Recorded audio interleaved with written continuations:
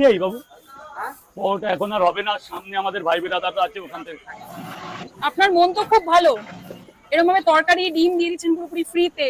এখনকার দিনে ফ্রিতে কেউ করে ছেলেটা না। আমার এখানে অনেকক্ষণ দাঁড়িয়ে ছিল, অতএব ওকে তো দুটো পরোটা খাওয়ানো আমার কর্তব্য। এখন নাই যেহেতু, সামনের দোকানদারকেও তো আপনি দেখিয়ে দিচ্ছেন ওই দোকানে যেতে, কেউ তো সেটা দেখাবে না। আমি কে ভালো কে খারাপ বুঝছি না, আমার কাছে নেই, সে লোকটাও তো ক্ষুধার্ত, সে তো খাবে না। সামনে পরোটা নাও কিছু তো পাবে, সামনে গেলে কিছু সে খেতে পারবে, যেহেতু খেতে এসেছে। খাওয়ার উপরে তো আর কিছু হয় না। বেশি উপরে ওঠো না, ঝড়ে পড়ে যাবে।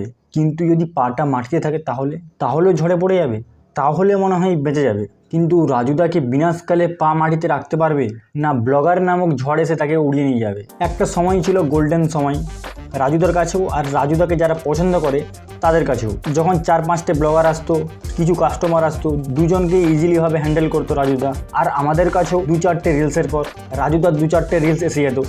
এনজয় করতাম, ভালো লাগতো। একটা লোক অনেস্টলি খেটে ব্যবসা করছে, সাথে ভালো ব্যবহার, মানসিকতার জন্য জনপ্রিয়তাও পাচ্ছে। ভালো ব্যবহার, এটা ভাই ফুড ব্লগাররা ভালো করে জানবে। তারাও জানে যে তাদের সাথে রাজুদা ছাড়া অন্য কেউ এত ভালোভাবে সম্মানের সাথে ব্যবহার কেউ করেনি। এই ভালো ব্যবহারটাই রাজুদার জন্য কাল হয়ে দাঁড়ালো। তার ভালো ব্যবহারের জন্য তো জনপ্রিয়তা ছিল, সাথে সাথে 4-5টা ব্লগারের জায়গায় 8-10টা ব্লগার আসতে শুরু করলো এই তার ব্যবহারের জন্যই।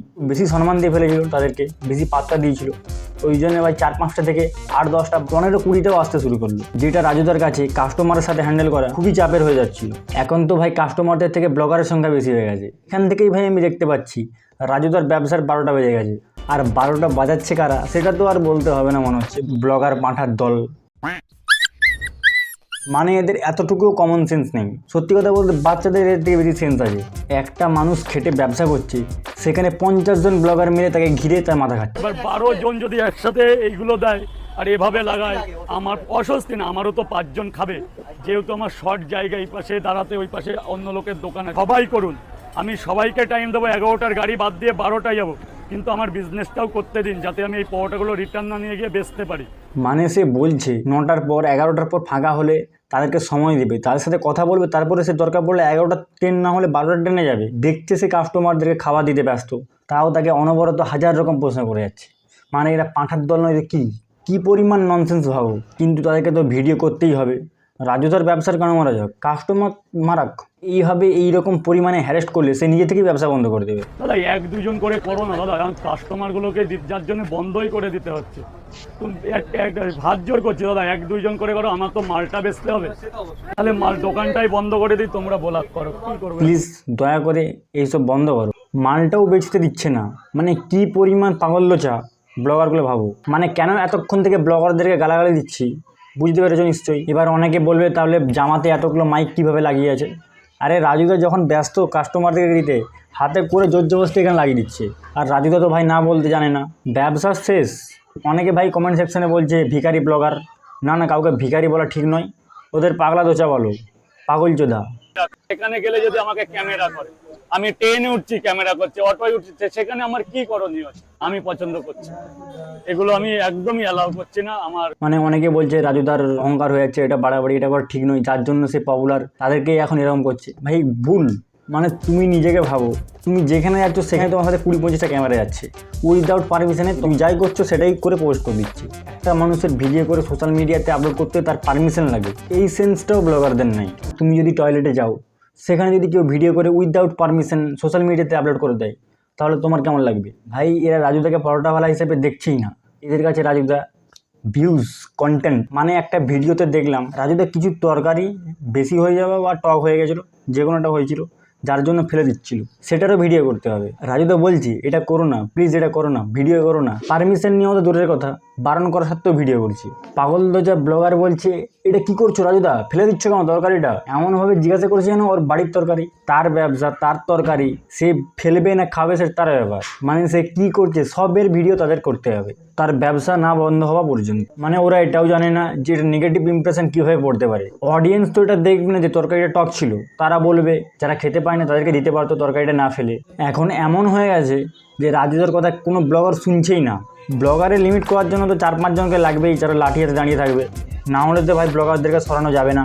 আর না সরালে কিছুদিনের মধ্যে রাজুদার ব্যবসার মেরে রেখে দিবে। বলো দাদা, তুমি বলো কি জানতে চাইছো বলো, কিভাবে তৈরি করি, কয়টা থেকে আসি, বলো আমি বেচা কিনা করবো দাদা, হাত জোর করছি, অনেক মাল আছে, বলো দাদা, বলো তোমরা বলো, হাত জোর করছে, আমাকে একটু টাইম দাও, বলো দাদা, তুমি কাজটা আগে করো। না আগে কাজ করবো না, আগে তোমাদের সবাইকে যারা ইউটিউবার আছে পরে কোশ্চেন করবে। না কাস্টমার কোথা থেকে দেবো, যারা আছো পরে কোশ্চেন করবে, তুমি কাজ করো। তাহলে তুমি এটা মানে বুঝতে পারছো কিভাবে মাথা খাচ্ছে এরা? মানুষটাকে পাগল না করা অবধি ছাড়বে না।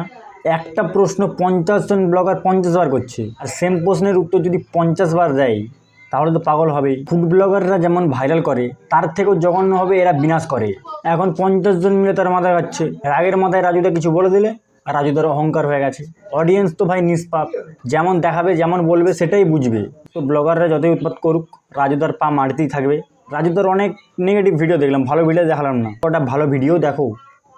তোকে তো পরোটা দিতে পারলাম না, তুই কি বাড়ি যাবি? এখন বাড়ি যাবি, এনে একটু তরকারি আর ডিম নিয়ে যা, বউ বাচ্চাকে খেতে দিয়ে যা। এত মানুষ যে ফিরে যাচ্ছে আপনার কাছ থেকে পরোটা না পেয়ে। আমি একটা দোকানদার হয়ে আমার খুবই খারাপ লাগছে, কিন্তু আমি দুঃখিত, তাদের কাছে আমি হাত জোর করে ক্ষমা চাই। এই নে, এটা দুটো ডিম আছে, তরকারি আছে, বাড়ি গিয়ে খেয়ে নিবি, ওটার পয়সা দিতে হবে না। নেই বাবু, পরোটা এখন আর হবে না, সামনে আমাদের ভাই বিরাদাররা আছে, ওখান থেকে। আপনার মন তো খুব ভালো, এরকম ভাবে তরকারি ডিম দিয়ে দিচ্ছেন পুরোপুরি ফ্রিতে। এখন তো আপনি ফ্রিতে কেউ করে ছেলেটা না। আমার এখানে অনেকক্ষণ দাঁড়িয়ে ছিল, অতএব ওকে তো দুটো পরোটা খাওয়ানো আমার কর্তব্য। এখন নাই যেহেতু, সামনের দোকানদারকেও তো আপনি দেখিয়ে দিচ্ছেন ওই দোকানে যেতে, কেউ তো সেটা দেখাবে না। আমি কে ভালো কে খারাপ বুঝছি না, আমার কাছে নেই, সে লোকটাও তো ক্ষুধার্ত, সে তো খাবে না। সামনে পরোটা নাও কিছু তো পাবে, সামনে গেলে কিছু সে খেতে পারবে, যেহেতু খেতে এসেছে। খাওয়ার উপরে তো আর কিছু হয় না, আমার যেটা বিবেক বুদ্ধি বলে। যে দেখলে তো মানুষটা সত্যিকারেরই ভালো। তো ভিডিওটা এই পর্যন্ত ছিল, লাইক অ্যান্ড সাবস্ক্রাইব করে দাও, এত পরিমাণ লাইক করো যাতে ভিডিওটা ব্লগারদের কাছে যায় এবং ব্লগাররা তাদের ভুল বুঝতে পারে। বাকি ভালো ব্লগারও আছে, এবার সবাই নিজেকে ভাববে, ভাবুক। সখী তোরা প্রেম করিও না।